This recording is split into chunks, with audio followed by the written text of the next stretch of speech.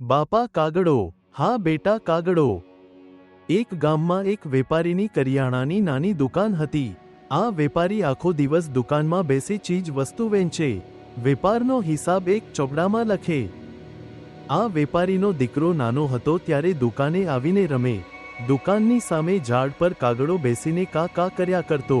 નાનો બાળક એના બાપને કહ્યા કરે, બાપા જુઓ આ કાગડો. વેપારી ચોપડામાં માથું નાખી કામ કરતા જાય અને દીકરાને જવાબ આપતા જાય, હા બેટા કાગડો.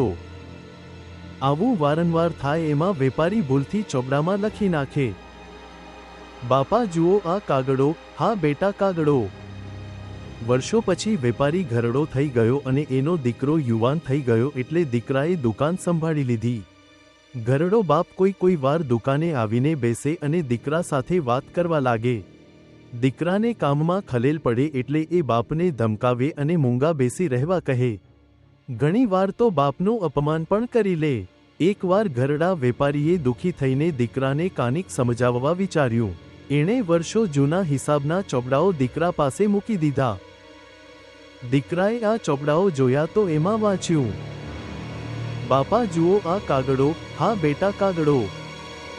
દીકરાને એના બાળપણની વાત યાદ આવી ગઈ કે પોતે સતત રમત કર્યા કરતો અને આવું બોલ્યા કરતો ત્યારે એના બાપ જરાયે અકળાયા વગર એને જવાબ આપ્યા કરતા એમાં જ એમનાથી ભૂલમાં આવું લખાઈ ગયું હતું.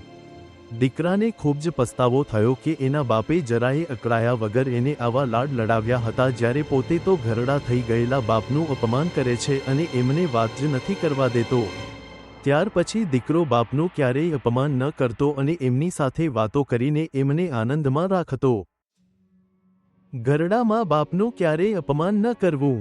એમણે આપણે નાના હતા ત્યારે આપણી બધી જ ધમાલ મસ્તી સહન કરીને આપણને ખુશ રાખ્યા હતા, તો જ્યારે આપણે મોટા થઈ જઈએ અને મા બાપ ઘરડા થઈ જાય ત્યારે એમની સાથે પ્રેમથી વાતો કરીને એમને આનંદમાં રાખવા જોઈએ.